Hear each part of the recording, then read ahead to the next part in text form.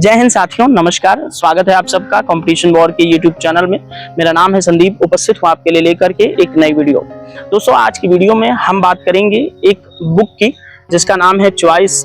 Choice को लिखा है शिव शंकर मेनन जी ने। शिव शंकर मेनन जी दोस्तों भारत के सीनियर राजनयिक रहे हैं और इनके करियर पर थोड़ा सा मैं अगर प्रकाश डालूं तो आप 2010 से 2014 तक भारत के प्रधानमंत्री के सलाहकार रहे हैं और साथ ही ये इंडिया के फॉरेन सेक्रेटरी भी रहे हैं। कई देशों जिनमें इजराइल, श्रीलंका, चाइना, पाकिस्तान में ये भारत की तरफ से रिप्रेजेंटेटिव रह चुके हैं। साथ ही दोस्तों इंडिया की जो एटॉमिक एनर्जी कमीशन है उसके भी सदस्य रह चुके हैं। वियना की इंटरनेशनल एटॉमिक जो एजेंसी है उसमें भी ये भारत का प्रतिनिधित्व कर चुके हैं। दोस्तों, शिव शंकर मेनन जी के इतने परिचय के बाद आपको एक चीज क्लियर हो गई होगी, ये बहुत ही सीनियर अनुभवी डिप्लोमेट रहे हैं भारत की तरफ से, जहां पर इन्होंने विभिन्न देशों में जाकर के भारत का बड़ी ही मजबूती के साथ पक्ष रखा है।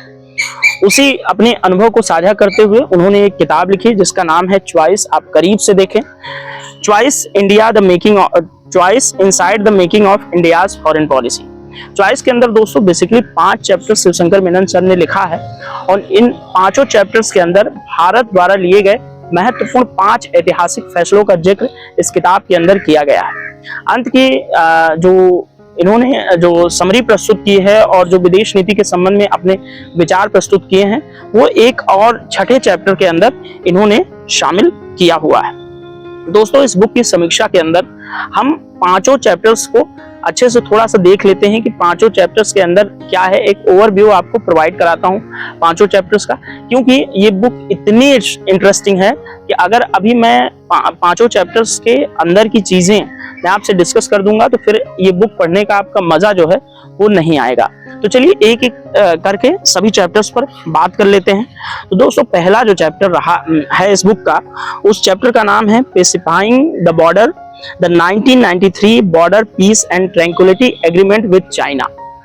भारत का चीन के साथ जो बॉर्डर शांति समझौता रहा 1993 का, उसके संबंध में इन्होंने विस्तार पूर्वक इस चैप्टर के अंदर बात की है। इस चैप्टर के अंदर विदेश नीति के संदर्भ में भारत ने किस तरह से चीन के साथ डील किया, इस बॉर्डर पीस एग्रीमेंट को लेकर के, उन सभी चीजों को विभिन्न पहलुओं के आधार पर दर्शाने का प्रयास इस पुस्तक के अंदर किया गया है।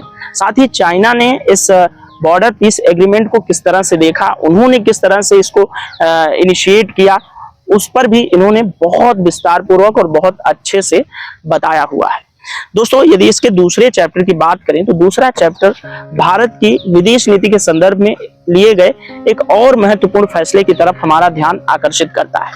और ये फैसला दोस्तों 2008 में पूर्व प्रधानमंत्री मनमोहन सिंह जी द्वारा लिया गया एक बहुत जबरदस्त फैसला था, जब हमने अमेरिका के साथ सिविल न्यूक्लियर डील पर साइन किया। सिविल न्यूक्लियर डील के अंदर मनमोहन सिंह जी ने किस तरह से अमेरिका के साथ अपने पर्सनल रिश्तों के आधार पर इस डील को अंजाम दिया, इसमें इस चैप्टर के अंदर इस बात का पूरा और बहुत विस्तार पूर्वक जिक्र शिव शंकर मेनन सर ने किया हुआ है। यदि इस बुक के तीसरे चैप्टर की बात करें तो तीसरा चैप्टर दोस्तों भारत के ऊपर और भारत की सिक्योरिटी के ऊपर लगे एक जो धब्बे की तरह है। आप 26/11 मुंबई आतंकी हमले को आप जानते ही होंगे। तो 26/11 को पाकिस्तान ने किस तरह से अंजाम दिया, 26/11 के बाद पाकिस्तान के ऊपर भारत ने हमला क्यों नहीं किया, भारत ने अटैक क्यों नहीं किया, इन सभी चीजों का इस चैप्टर के अंदर विस्तार पूर्वक बातचीत रखी गई है। दोस्तों, इस चैप्टर में एक बड़ा ही महत्वपूर्ण खुलासा किया है मेनन सर ने, जिसमें उन्होंने कहा कि 26/11 का अटैक जब हो रहा था और ताज होटल के अंदर कसाब के साथ अन्य आतंकवादी मौजूद थे तो उनको ऑपरेट कहां से किया जा रहा था, तो पाकिस्तान की कराची में स्थित एक घर के अंदर एक कंट्रोल रूम बनाया गया था, जहां पर पाकिस्तान आर्मी के 2 सीनियर ऑफिशियल्स और जो वहां का आतंकी सरगना है हाफिज सईद, वो वहां पर उस कंट्रोल रूम के अंदर मौजूद था। ये बात शिव शंकर मेनन सर ने इस चैप्टर के अंदर लिखा है, क्योंकि ये जो कंट्रोल रूम वाली बात थी बाद में हमारी जो जो हमारी इंटेलिजेंस एजेंसी है उसने जब ट्रैक किया इन सभी चीजों को तो वहां से बातचीत पता चली कि कसाब से बातचीत चल रही थी कराची के घर से। ठीक है, तो सीधा सीधा ये संबंध होता है कि इस आतंकवादी हमले के पीछे जो मास्टरमाइंड था वो आतंकवादी हाफिज सईद था, जो कि आज भी पाकिस्तान के अंदर सेफली बैठा हुआ है। दोस्तों, अगर आप इसके चैप्टर नंबर 4 की बात करें तो श्रीलंका के गृह युद्ध को आप सभी बहुत अच्छे से समझते होंगे। श्रीलंका के गृह युद्ध के क्या कारण रहे, और श्रीलंका के गृह युद्ध के अंदर एक रेबेलियन ग्रुप जिसका नाम लिट्टे, जिसने बाद में हमारे पूर्व प्रधानमंत्री राजीव गांधी जी की जो है एक बम ब्लास्ट के अंदर हत्या भी की, उस आतंकवादी संगठन ने कैसे वहां पे काम किया, कैसे क्या कुछ गतिविधियां रही श्रीलंका के जो सिविल वॉर रहा, उसके बारे में इस चैप्टर के अंदर विस्तार पूर्वक बहुत अच्छे से बताया गया है। लिट्टे का जो हेड था प्रभाकरन, उसके बारे में भी इस चैप्टर के अंदर बहुत अच्छे से विस्तार पूर्वक समझाया गया है।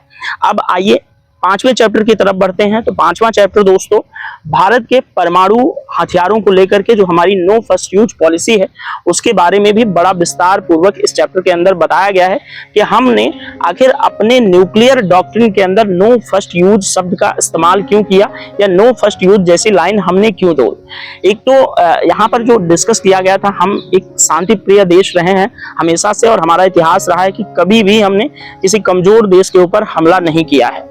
एक बड़ी वजह, एक बड़ी विचारधारा इस नो फर्स्ट यूज के जो बैकग्राउंड में काम कर रही थी, ये वाली कि हम बहुत शांति प्रिय देश हैं।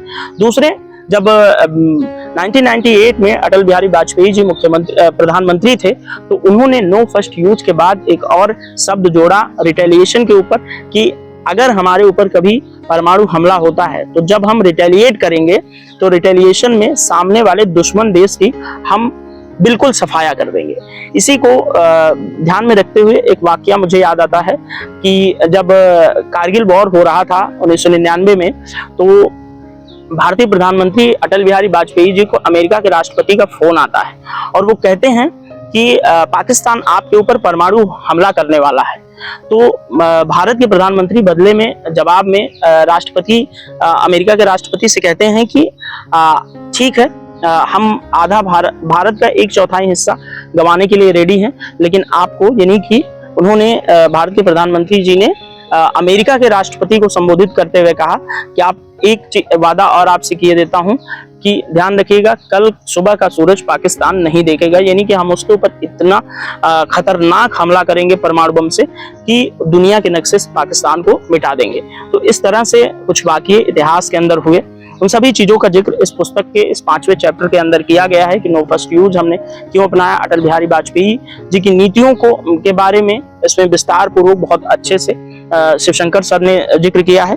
तो आप लोग इसको जरूर पढ़िएगा। और 6वां चैप्टर एक फाइनल वर्ड नाम से, इसके अंदर द फाइनल वर्ड के नाम से जोड़ा गया है, जिसमें शिवशंकर मेनन सर ने इंडिया की फॉरेन पॉलिसी किस तरह से रन करती है, उसको बनाया कैसे जाता है, किस तरह से उसके फंक्शंस होते हैं, वो सभी चीजों का जिक्र इस 6ठे चैप्टर के अंदर किया है। तो दोस्तों, ये रही इस बुक की समरी। इस बुक को आप अच्छे से पढ़िएगा। ये बड़ी ही जबरदस्त किताब है, चॉइस जिसका नाम है, शिवशंकर मेनन सर इसके लेखक हैं। और ये किताब दोस्तों निश्चित तौर पे जब आप पढ़ेंगे तो आपको, ये मैं सुनिश्चित किए दे रहा हूं अभी से, कि आप इस किताब को पढ़ने के बाद विदेश नीति के संबंध में बहुत अच्छी और गहरी विचारधारा रखने लग जाएंगे। तो दोस्तों, इस बुक की जो रिव्यू था मैंने दिया। ये बुक, एक और बता दूं बात आपको, ये पूरी इंग्लिश में लिखी गई है। मुझे नहीं पता कि इसका हिंदी अनुवाद उपलब्ध है कि नहीं, शायद वैसे नहीं होगा। तो आप जिन लोगों को इंग्लिश समझ आती है, पढ़ने में तकलीफ नहीं होती, तो वो इस किताब को जरूर पढ़ें। और जिनको नहीं भी आती इंग्लिश, वो भी प्रयास करें, तो इस किताब को काफी हद तक समझा जा सकता है। तो इस किताब के रिव्यू के अंदर इतना ही।